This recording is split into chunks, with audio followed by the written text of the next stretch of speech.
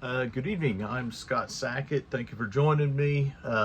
If you enjoyed this video, please subscribe and feel free to comment if you disagree with anything I said. Recently, I did a video called 3 Reasons Why I'll Never Work for Marvel Comics. To say it got more attention than any of my other videos is an understatement. That got a lot of traction. I got a lot of heat for it too. A lot of people wanted to argue with me. A lot of people didn't watch the video and wanted to argue with me about why I was wrong. And some people disagreed with some stuff I said in the video, reached out to me privately or whatever, and that's fine. When I recorded the video, I even said, if you disagreed, let me know. You know, this is just my opinion. And I wanted to do a follow-up to that because, well, for several reasons. So I did the video and I posted it and I shared some links, and someone challenged me and they said something along the lines of, I'm not going to watch your clickbait video, but I just want to know, did you turn down a job for Marvel Comics? Because if you didn't, your video doesn't mean anything. Let me know. Or they challenged me on that. And I did.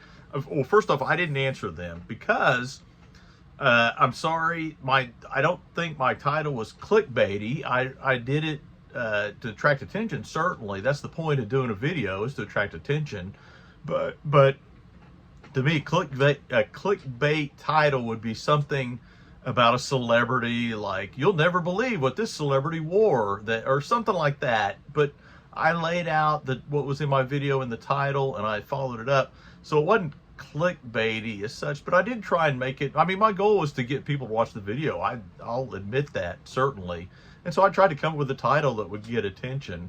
And as far as answering their questions, you know, I did a video.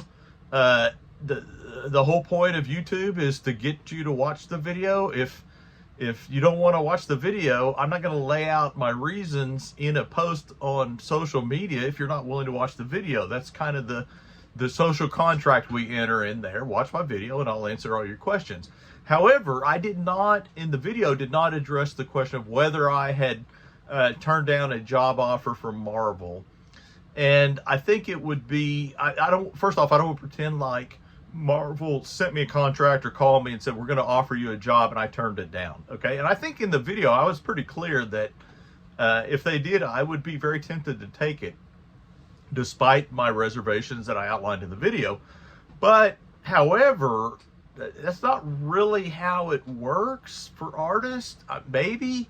I think more of an accurate answer to that question, or more specific, which I did not talk about in my last video, will entail a little bit more of a story. So Marvel has, I have gone to conventions, and Marvel has picked me out to review. I've submitted, you know, where they do the drop and you get picked. I've been picked at several conventions where they talk to me about stuff. They've asked me to send to work, and up until about 2010, I did regular. In the early 2000s, I did send stuff to Marvel pretty regular. I think at one point I sent something every couple months to them. But at one point, CB Cebulski asked the submissions editors to send me some scripts to work on. They were not paid. It was tests, but they were not paid tests. So he sent me, I think, 5 of them. I'm trying to think what they were. I didn't do all of them. I did 3 of them. There was an X-Men script that I drew like 5 pages of. There was an X-Men script, there was a Wolverine script, and there was an Avengers script. And there was several more, and I stopped. After the Avengers one, I stopped.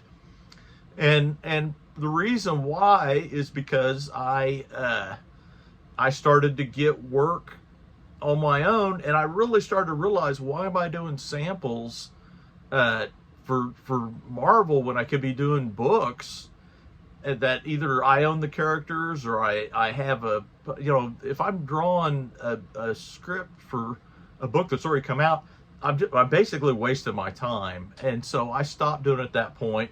I did not draw the rest of them. I have not submitted anything to Marvel since then, because since then I started working in comics, and I still, it took me a while to realize. From 2010, I worked on a crime book with a guy that we had we had several publishers, but it never got published, and it kind of revolved around Hurricane Katrina, and that's still a book. It's called The Big Easy Score. That's still a book that I think would be good, but we've submitted several people, and we've had some very close calls with publishers who have wanted to do it, but for whatever reason have passed on it. And since then I started working pretty much regularly on other books, and I stopped submitting anything. So take that as you will. That's kind of my history of Marvel, in terms of, you know, had they offered me a job? Not really, but I'm not really trying either.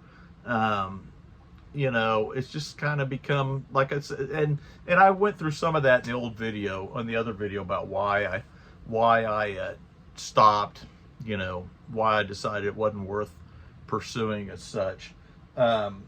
So let me talk about, this video is going to be a little bit different, or kind of the alternate, because in my last video I said that if I had the opportunity to work for Marvel, I would probably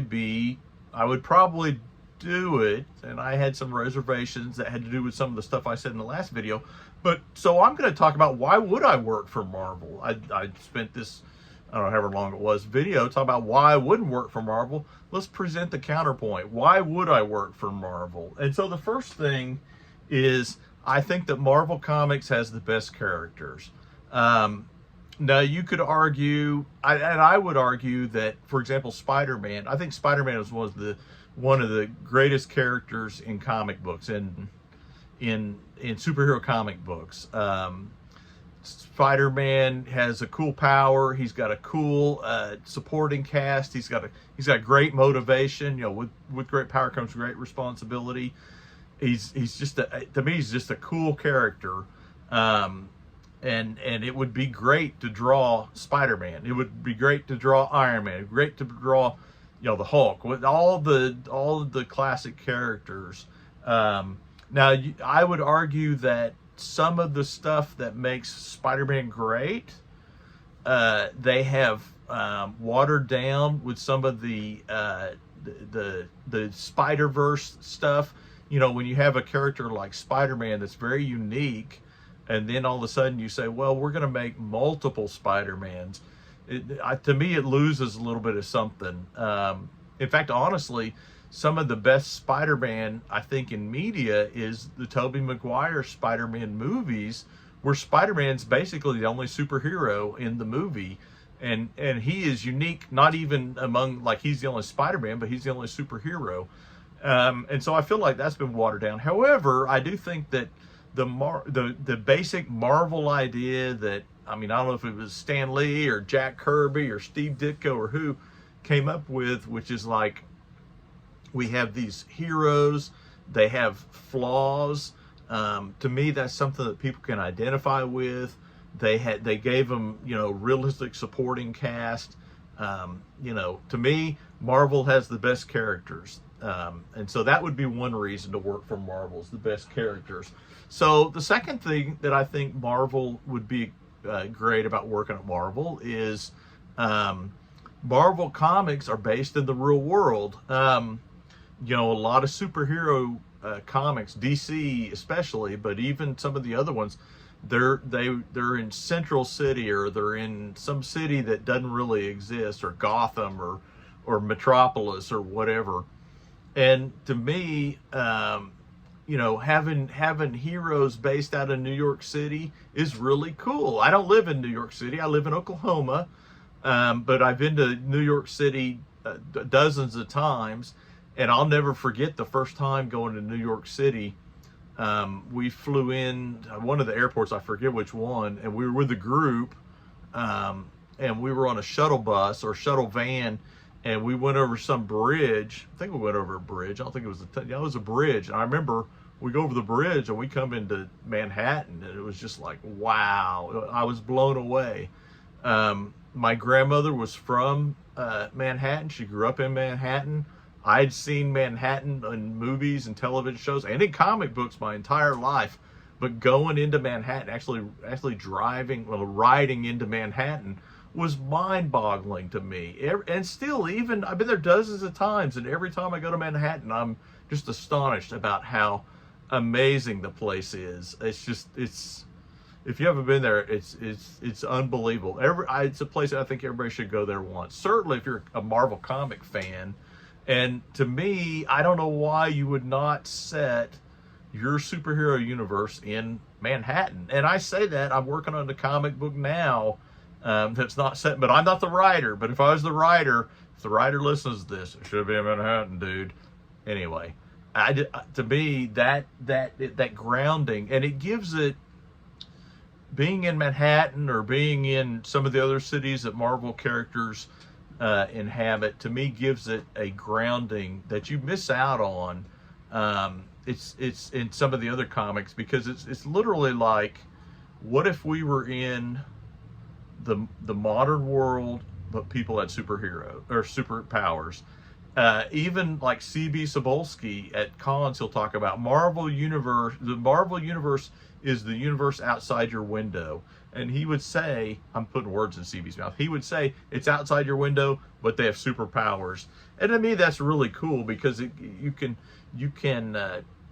just gives it like a grounding, and it seems, quote, realistic. I know we're talking about superheroes, but it seems realistic. And as a kid, I found it cool.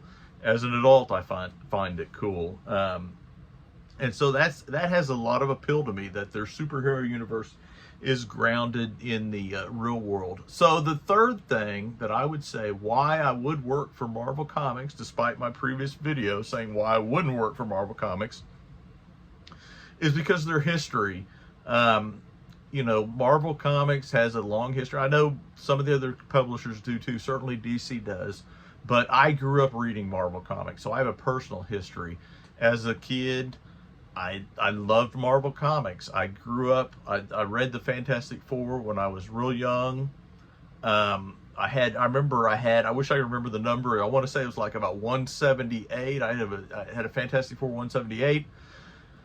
And I read it, and I read it, and I read it. It was one of those kind of deals where I carried it around with me everywhere I went and read it. I devoured every panel of it. And then a friend of mine introduced me to the X-Men, and I would buy X-Men, and they would sit on the floor next to my nightstand, and I would read and reread every issue of X-Men until the next one came out.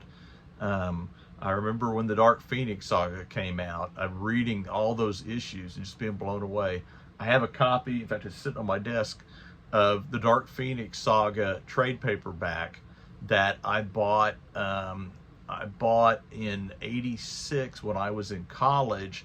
I carried it with me all through art college because I love John Byrne's art. I love Terry Austin's inks on John Byrne. I just think that story is just the greatest comic story, the greatest arc in comics.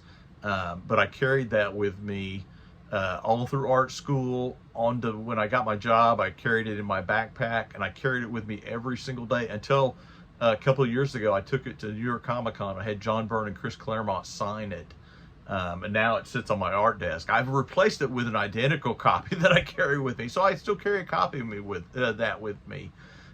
So I just had this history. And on that, I will say that I think that in the last video, which if you watch this, I would encourage you to watch that one. You don't have to, but I would encourage you to. I talked about how the comics industry doesn't seem like a fun place to work. Like I thought it was back in the early 2000s. But I will say this, I have met a lot of people that work in comics, and some of them I consider friends of mine.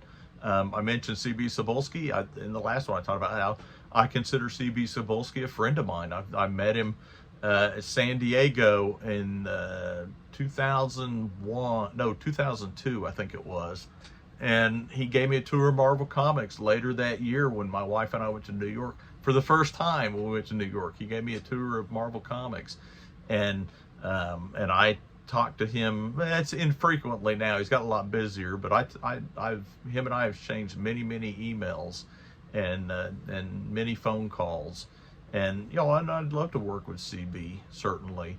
But again, I have to go back to what I said in my previous video. But I think it's fair for me to share the opposite side of the coin, which is why I would work for Marvel Comics. And before I forget, last video I mentioned my project, my comic project I'm working on now. But I didn't mention it by name because I didn't want my video to be about that. But several people asked me, so I'll go ahead and mention it at the end of this one. I'm working on a book called The Black Cricket. The Black Cricket is written by Dan Johnson, penciled by me, inked by Jeff Austin, and oh gosh, I'm blanking on the color's name, but Kevin, I forget his last name. Sorry, Kevin. But we've got, in fact, I've got the 4th issue. This is the last page of the 4th issue, or 4th chapter. We're calling them chapters. We've got a publisher's interested in it. Antarctic Press has expressed interest in it. We don't have a deal with them yet, but I'll say that. So, you know, I'm working on that. It's our, well, Dan calls it, if Marvel Comics had drawn manga back in the Bronze Age. I don't know, that may be kind of a stretch, but it's the classic storytelling style that I love, and that I lament that is not, that I don't think is currently being produced at Marvel Comics. But anyway, so there it is, top 3 reasons why. I guess 3.5. I kind of fudged on my history, talking about people I know. But anyway, the top 3 reasons why I would work at Marvel Comics. Again, if you enjoy this, or like this video, I would encourage you to watch the other video where I talk about the opposite end of the coin. And please subscribe. And if you disagree with me about something, please comment. I'll try and respond. Anyway, thank you for joining me. Have a good evening. Good night.